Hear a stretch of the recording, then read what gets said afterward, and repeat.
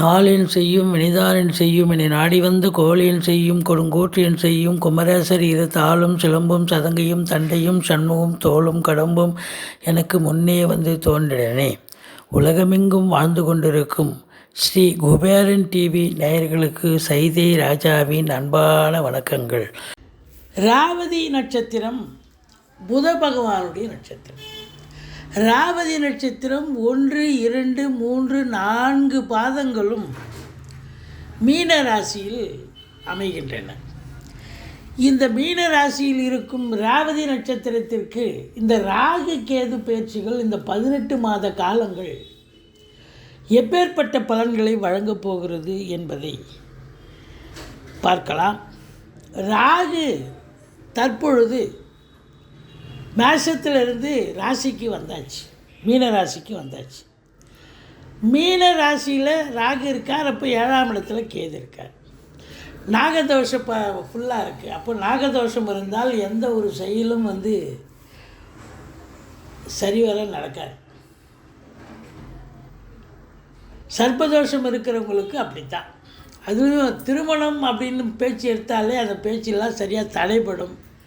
திருமண பேச்சுவார்த்தைகள் தடையில் முடியும் அப்படின்னு எடுத்துக்கலாம். மோரோவர் உங்களுக்கு பார்த்திங்கன்னா ராகு உங்களுக்கு நேற்று நைட்டு ஒன்று நினைப்பீங்க, காலையில் எழுந்து வேறு ஒன்று செய்வீங்க. ஒரு நிலையான ஒரு ஸ்திரமான ஒரு கான்ஸ்டண்ட்டான ஒரு புத்தியோ ஒரு யோசனையோ இருக்காது. அவ்வப்பொழுது மாறக்கூடிய ஒரு நிலை ஏற்படும் என்று சொன்னால் மிகையாகாது. ராகு பிரம்மாண்ட நாயகன், இருக்கிற இடத்த விரிவாக்கம் பண்ணுவார். ராகு இல்லைன்னா சாதாரண நிலையில் எனக்கு இது கிடைச்சா போதும் அது கிடைச்சா போதும் அப்படின்னு மீனராசி அன்பர்கள் எய்ம் பண்ணுவாங்க. ஆனால் ராகு உட்காந்துச்சின்னு சொன்னாலே மீனராசியில் உங்களுடைய அதாவது உங்களுடைய எஸ்டிமேட் பெரிய லெவலில் ஆகிடும். சாதாரணமாக ஒரு கிளரிக்கல் கேட்டருக்கு எதிர்பார்ப்பீங்க, ஆஃபீஸர் ஆகணையா நான் அப்படின்னு நினைப்பீங்க. ஒரு சாதாரண ஒரு பொட்டி கடை வைக்கலாமான்னு யோசனை பண்ண ஆளுங்க இன்றைக்கி ஒரு தொழிலதிபர் ஆகக்கூடிய ரேஞ்சில் உட்காந்து டிஸ்கஸ் பண்ணுவீங்க. நினப்பே பெரிய நினப்பாக தான் இருக்கும். சினிமாவில் நடிக்கணும், இல்லை இப்போ மீடியாவுக்கு போகணும், பத்திரிகைக்கு போகணும் அப்படின்னா பெரிய லெவல் தான். எடுத்தவொடனே கதாநாயக அந்தஸ்து தான். சாதாரண இந்த சின்ன ரோலு, சித்தப்பா ரோலு, பெரியப்பா ரோலு, அண்ணன் ரோல், தம்பி ரோல்லாம் கிடையாது.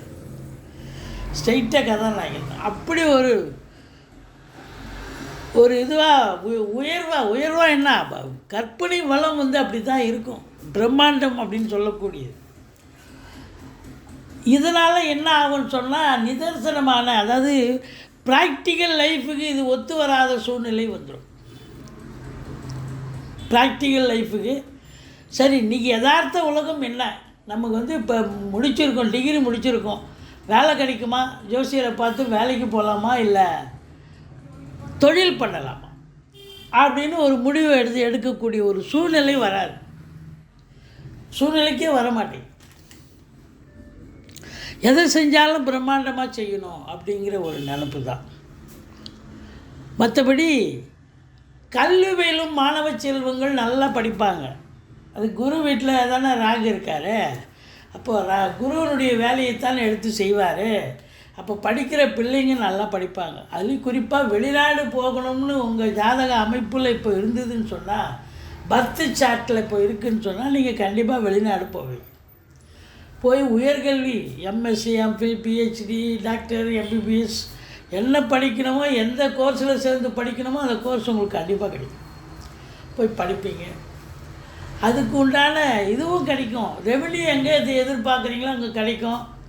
ஸ்காலர்ஷிப்பு கூட உங்களுக்கு கிடைக்கும். ரொம்ப தோதாக இருக்கும் அப்படின்னு சொல்லலாம். இது மட்டும் இல்லைங்க, வெளிநாடு உத்தியோகத்துக்கு போகிறப்ப படித்து முடிச்சுட்டு ஒரு கம்பெனியில் வேலை பார்க்குறீங்க, பிஇ படிச்சுட்டு கம்பெனிக்காரனே ஒரு இடத்துக்கு வேறு இன்னொரு வெளிநாடு அனுப்புவான். தாராளமாக வெளிநாடு போகலாம். அவனுடைய இன்னொரு கம்பெனி அங்கே இருக்கும், வெளிநாடு போக வேண்டிய சூழ்நிலை வரும். ரெட்டிப்பு வருமானம்.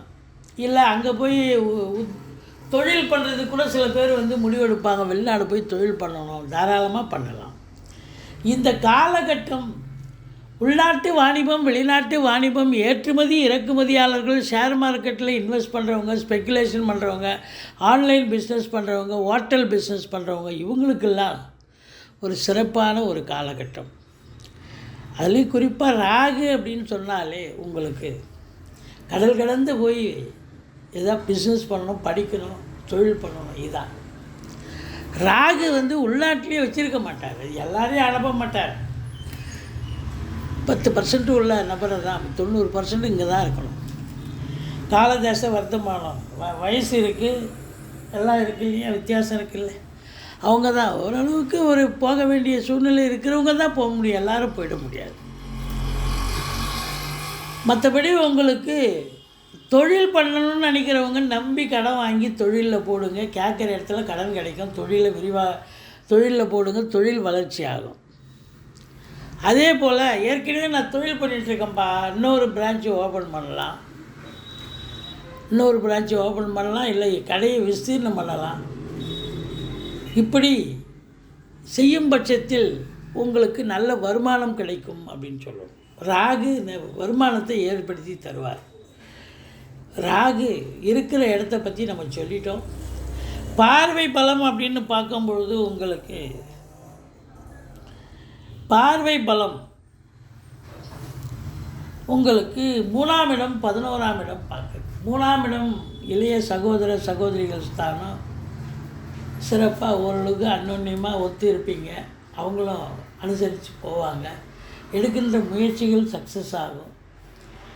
11ஆம் இடம் என்று சொன்னால் எண்ணிய செயல் ஈடேறுதல், எல்லாம் லாபமாக மாறுதல், தொட்டதெல்லாம் தொடங்கக்கூடிய காலகட்டம். 11ஆம் இடம் என்பது சிறப்பான இடம். சம்பாதிக்கிற துட்டு வீடு வாசல் மனை காலி மனை அப்படி வாங்கி நல்ல சொகுசாக வாழக்கூடிய, ஏன்னா இதில் லக்ஸுரி லைஃப்பை தருவார் எப்போவுமே ராகு பகவான். ஒருத்தருக்கு ராகு திசையோ ராகு புத்தியோ வந்துடுச்சு அப்படின்னு சொன்னால் அவங்களுக்கு, இல்லை கோச்சாரத்தில் இது போல் ராகு வந்திருக்கு அப்படின்னு சொன்னால் ஒரு லக்ஸுரி லைஃப்பை கொடுத்து விட்ருவார். சாதாரணமாக இருந்தவங்க இப்போ பார்த்தா ரொம்ப நல்ல லக்ஸுரியாக நல்ல வாழ்வாங்க வாழக்கூடிய ஒரு வாழ்க்கை அமையும். ஸோ ராகுவை பற்றி நம்ம சொல்லிட்டோம். வாட் அபவுட் கேது அப்படின்னு பார்த்தீங்கன்னா, கேது பகவான் உங்களுக்கு 7ஆம் இடத்தில் இருக்கிறார். 7ஆம் இடத்தில் இருக்கிற கேது பகவான் நல்லது செய்வாரா? நல்லதே செய்ய மாட்டார். கேது இருக்கிற இடத்த சுருக்குவாருங்க.